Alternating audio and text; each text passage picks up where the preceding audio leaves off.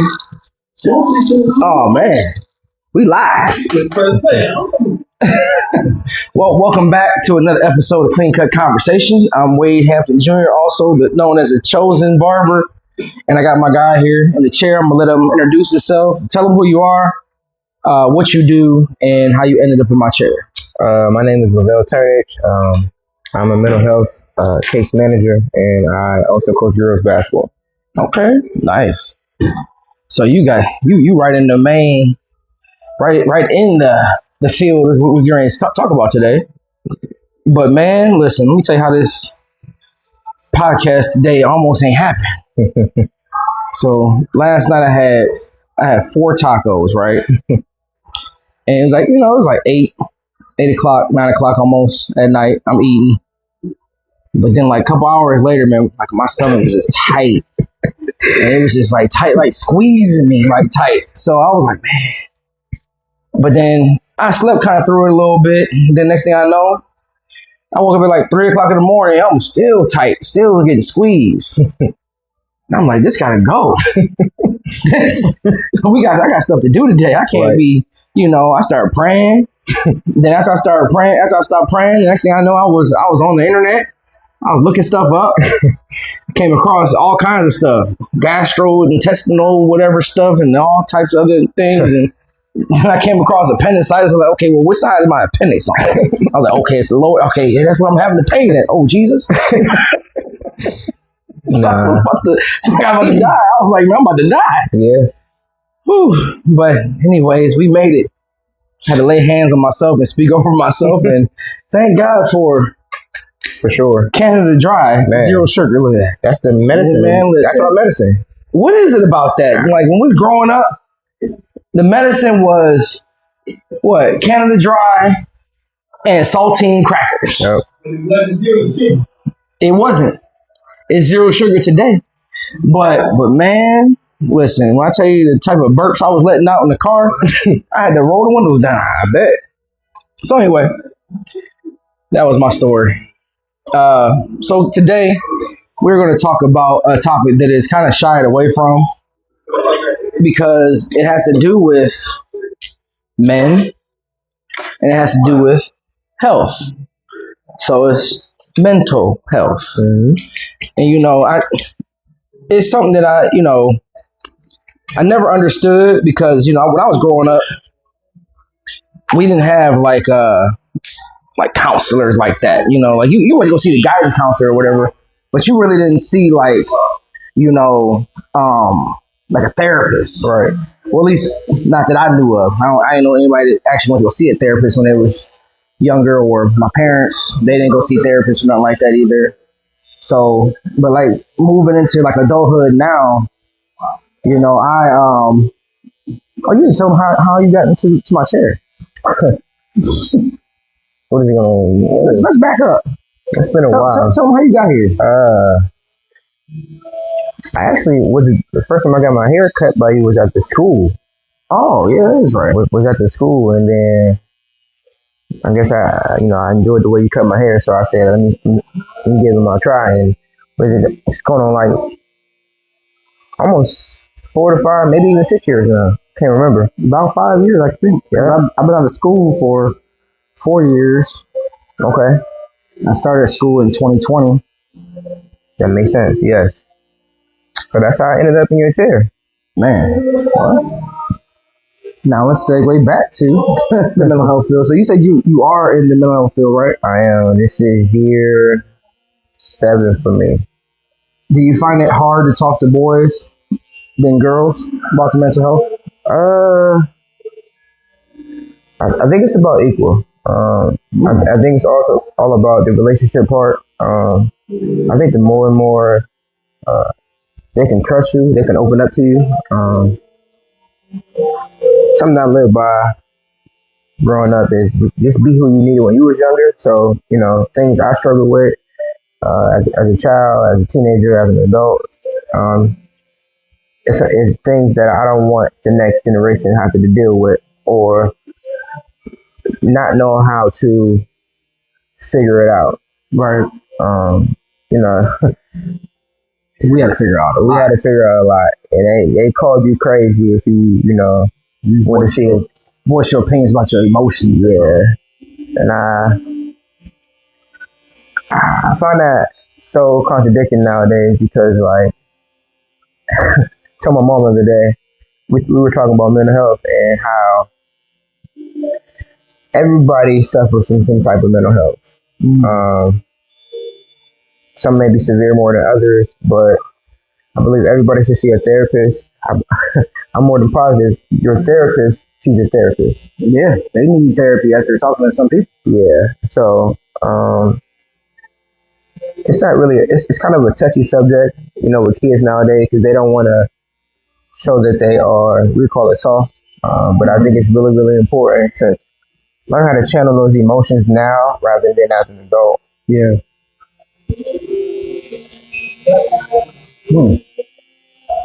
So I do have some notes here, Okay. because I have questions. Okay. So what do you think men often struggle to talk about,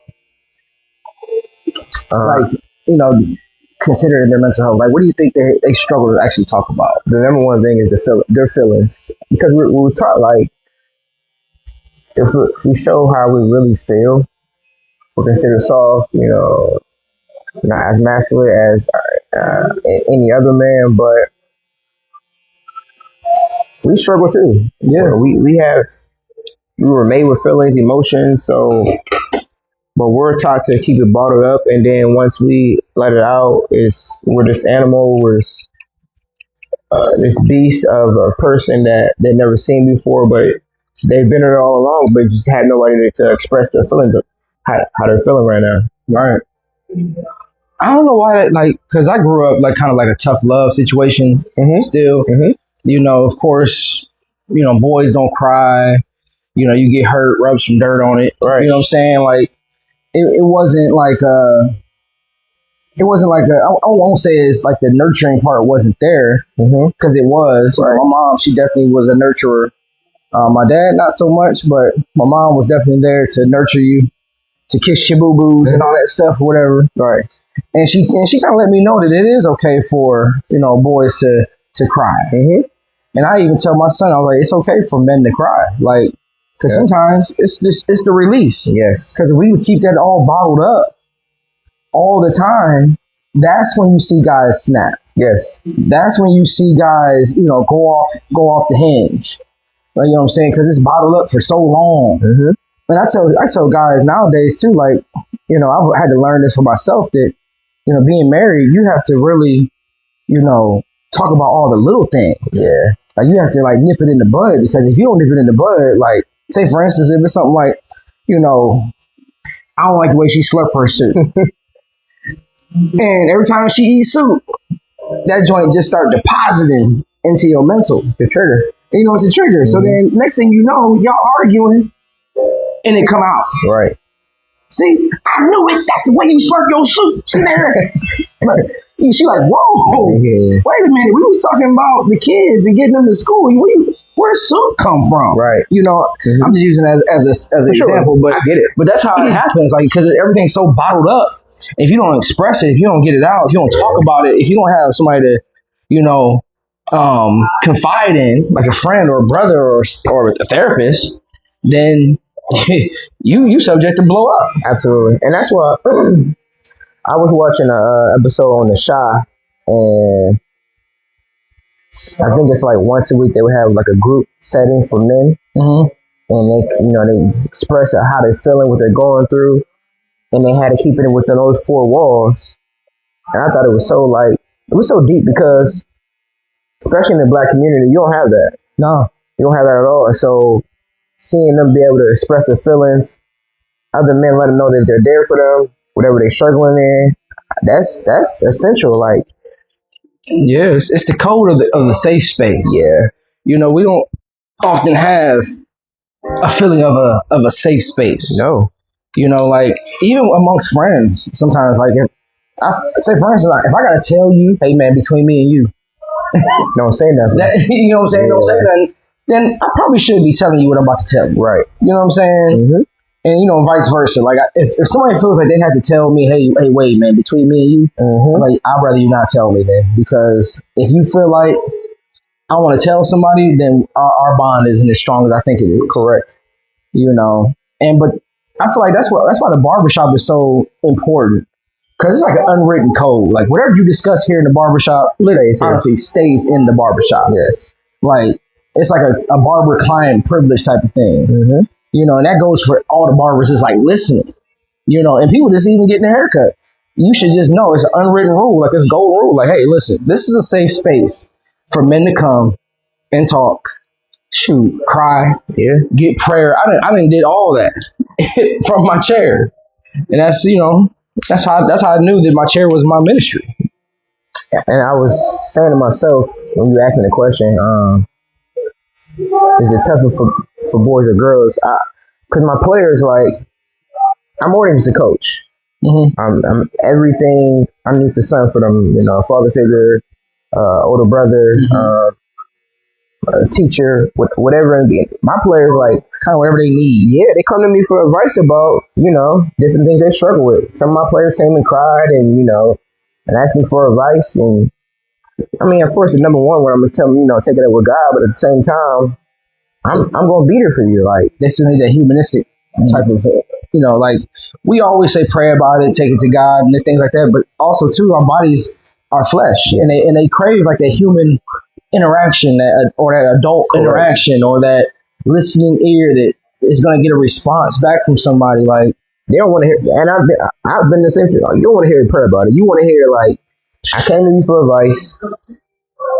I trust you. And so, what are you willing to give me to apply to my lifestyle? Right. And so, I mean, it's I would say it's no more.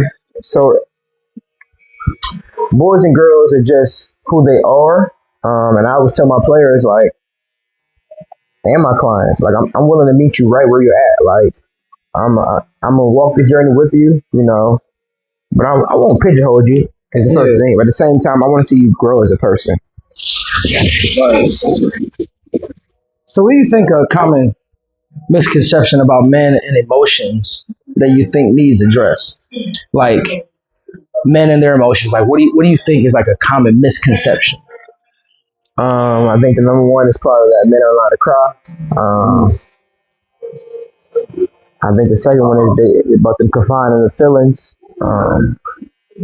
What about how when women like use men's feelings against them? And that's one of the main reasons why we don't open up. Yeah, because they use it against us as far as saying, "You soft," but it's like, or even show any kind of weakness. Yeah, for that matter. And, they get mad at us for not expressing our feelings, but when we express them, they use it against us. So it's like it's kind of hard to trust that person enough to listen to your feelings and try to give you some advice too, as far as how to channel those feelings and emotions. So what do you think the line is? Like, what do you think the line is between like being too sensitive or too in touch with your feelings versus I'm still a manly man, but I still have feelings? Like, where do you think that line is? Like, what crosses that line? What do you think? I think everybody's different. Yeah, and I think I don't know. I'm not sure if there is a line. I don't think there is. If it is, it's blurry. Yeah, because like you can cry, you can be upset, but I think if it's like if it's all the time, obviously, then you might have a little bit more of a situation. Right. You might have some clinical depression or something like that going on, or something going on that needs to be addressed. But if you just cry at a drop of a dime, something don't go right, and you fall out, have a temper tantrum, right, like a kid. That there's some extreme situations like that. I feel like, oh yeah, I don't think there's a line. So you just feel like we should just be able to just talk about our feelings and discuss our feelings whenever, however. Yeah, I think the biggest thing, like I tell my clients a lot of time, one of the main coping skills we work on is writing how your day went down.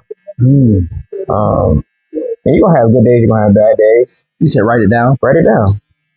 Write it down. And so when you get to a point in your life where you see that you're having a rough day, what did you do to get through that rough day? And you might have to do it over and again, and it's okay. Yeah. Until you get to that point where you're strong enough to get to the next step. Right. And so, and then sometimes, I tell my clients every morning, look in the mirror. Look in the mirror and tell yourself, you're beautiful, you're smart, you're intelligent enough. That's one of the main things I try to instill in my clients. And of course, there's a million other coping skills we work on, but those are the top two right now, especially dealing with teenagers, trying to figure out who they are. And that's the toughest part. That's the identity part. Yeah. We live in a world where, social media. Social media defines a person, how they think, how they operate, how they see themselves, rather than how you want to be perceived as. Yeah, I think we live in an interesting society right now because everything is like blurry, and everything is loud, and everything is so like tangible and out there, but you can only see what certain people let you see. Exactly. Like it could be your super successful, super, like humble, energetic, they look like they're always happy all the time person, but behind Facebook and social media, behind the keyboard, it's like it's not the case. Correct. They're struggling. They're having an issue. They're having issues. Like they could be going through something like we don't even know about. It's not surface level. And because they don't open up about it, or they don't have their transparent moment, on Facebook, which I don't frown upon, but I mean, honestly, you have a transparent moment on Facebook, you kind of open yourself up. Yeah. Or you're crying out for help, and people don't even know that you are crying out for help. We had a training over the summer. It was really interesting because they say the people that smile the most are struggling the most. And it was a segment in the presentation where they talked about RBF. And I thought it was really interesting because they said the people that express, having more RBF than any others are some of the happiest people ever. So or some of the sweetest people in the world. Yes. Like they just don't look approachable. They don't. And you kind of pull yourself away. Like, I don't want to. This is a clean cut conversation. So if you don't know what RBF is, just type it in Google and you can look it up that way. Yeah. And you sit back and you reflect. I have a bad case of when I'm not at work, I'm at work because I'm looking at body language. I'm looking at, different ways to just to brighten somebody's day. Like, it's enough stuff going on in the world where somebody got to be stressed, upset, right, going on. So my players know that I know. Like, I know when something's bothering them. Body language, by the way, they communicate. And one thing I'm working on this year for them is like, when I ask you how your day is, I don't want to hear just, it was fine, it was good. Now be honest with me, like, because that dictates how you're going to practice or play in this game. They say the most common lie that men tell is, I'm fine. Yes. And like, that kind of goes into like my next thing is like, how do you define strength when it comes to a man? Like when it comes to being a man or even developing yourself as a man? That's a very good question. I think I'm only speaking from my experience. Growing up in a single parent household, raised by a woman, you question every single day your measurement of being a man. And so, even to this day, like I love my son with everything inside of me, but I'm asking myself every single day, am I good enough for him every single day? Am I being the best father possible? Am I giving the right guidance? And so that's tough. Wait, that's a tough question.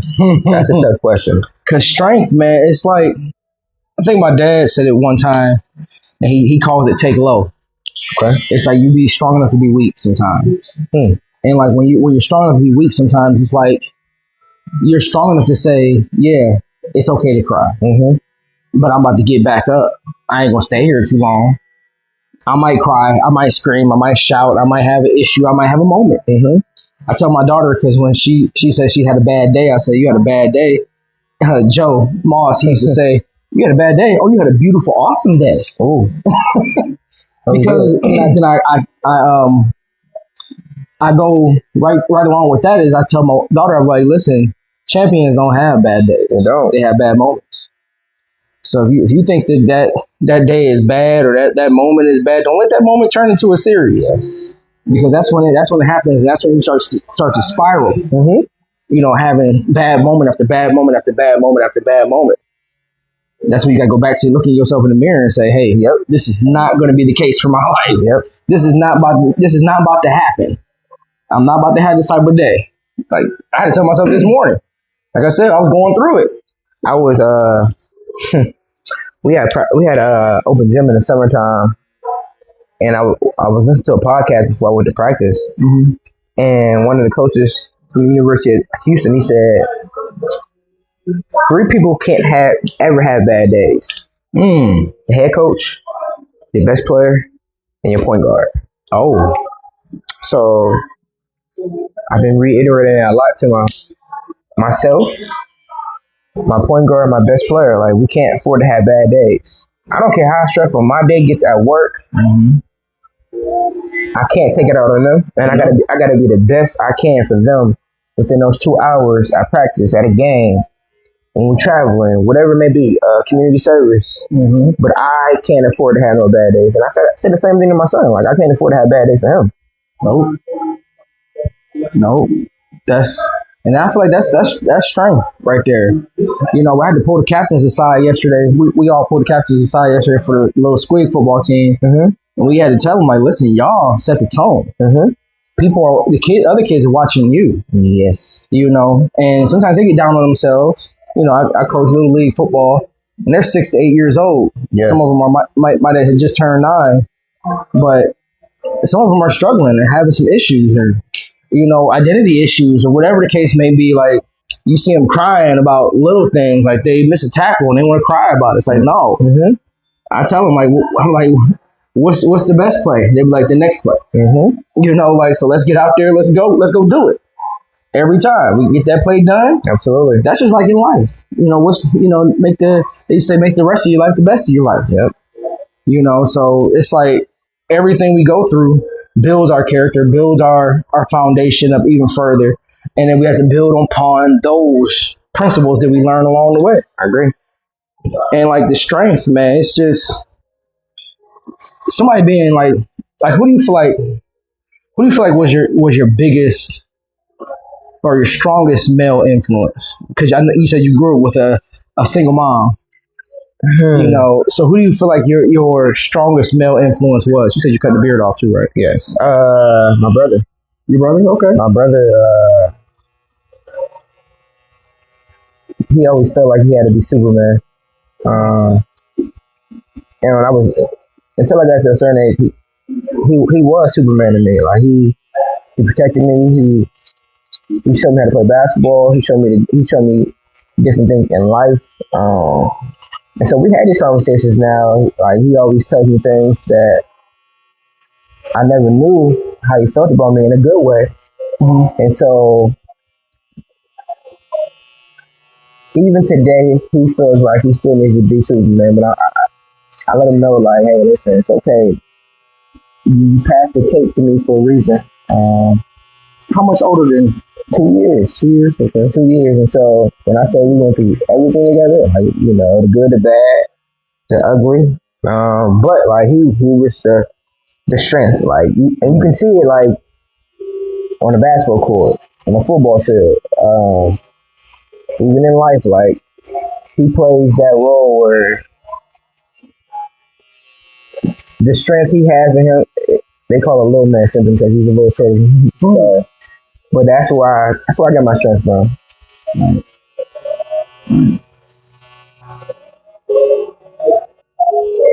Well, I think we already covered like the real men don't cry thing. That was like one of the next things I was about to talk about. But pressure, the pressure of being, I feel like these things like contribute to our mental health. So, do you feel like there's pressure on you now to step up to be the man? Yes. And what does that look like to you? What does it look like? It's the number one pressure I have is setting a standard for my son of what it looks like to be a man. And so, and that's not just having money, but it's about relationship in your faith, how to treat a woman, how to take care of your home. I think it comes with everything of getting a better understanding of, and it's good. I look at it as good pressure. Yeah.